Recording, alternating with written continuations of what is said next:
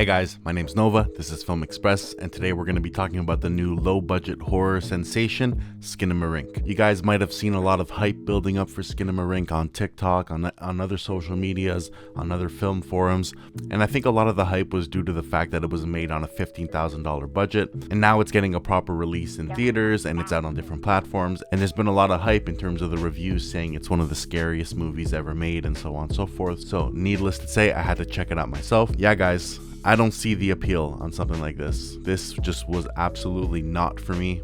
It's one of the least scariest things I've ever seen. It was just one of the most boring films I've seen in a long time. You know, for a second I thought like the lo-fi analog ambiance was gonna work for me. It's very much the same film grain After Effects loop, like 15-second loop over and over throughout the film. You can actually see like the visual pattern on it. It's very, very lazily done in my opinion. But in all honesty, I just don't see how people are scared of something like this, you know, if that sounds reductive or even mean. I don't think this is only like an ineffective horror movie. I think it's an ineffective movie in general. It has cheap tricks, cheap gimmicky horror tropes, like the jump scares are so predictable.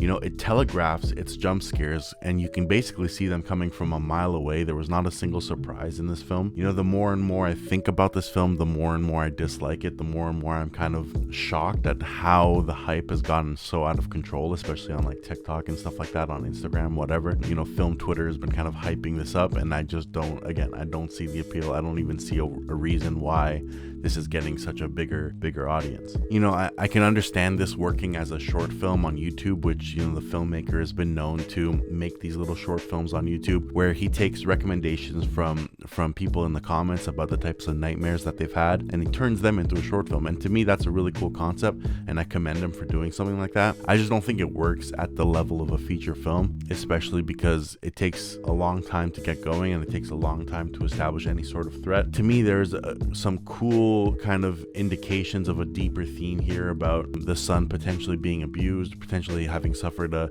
very serious injury that's kind of affecting his mental state. There's a potential deeper story there with the mother, whether she left or she died at the hands of the father or something along those lines. It's definitely the type of film that you can read into. I just don't think as an entertainment factor there's anything here. You know, it's just shots of walls, shots of like ceilings, shots of dark rooms, and you know, you're kind of just waiting for something to happen. You know, I can kind of understand this might be like some sort of nightmare scenario for some people, but you know, if I'm dating myself a little bit, I grew up in an era before cell phones where my parents would sometimes leave me alone at home, you know, even before I was in my teenage years, you know, age 6 to 10, you know, they might just step out to go get something at the store. And sometimes they would tell me, you know, they would promise me they'd be home by a certain time, and sometimes that time would come and they wouldn't be home. And, you know, I could feel that kind of sense of dread and a sense of abandonment, you know, and it starts like feeling like a horror scenario. You quickly realize, you know, you have to fend for yourself and so on and so forth. And I think that for me, something like this didn't really come off scary, you know. I'm not afraid of the dark. I'm not afraid of the unknown. You know, personally, these things generally did not work for me. And I think that in terms of a horror film, there's two ways to go about it, you know. I think there's two ways to go about horror movies. You're either tapping into universal fears or you're tapping into something very, very niche. And I think a film like Skinamarink really, really taps into something that's more niche than it is universal. And I think that this is very much like a Gen Z, like Tumblr era type horror film that I think it mostly appeals to people who are under 25 and maybe who grew up in a different era.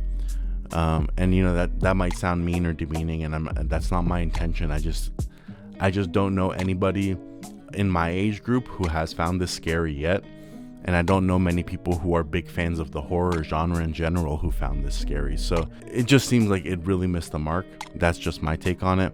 You might have a different experience, so I just want to reiterate that this is definitely just my opinion on it. The reviews are very divisive in itself, so that explains a lot.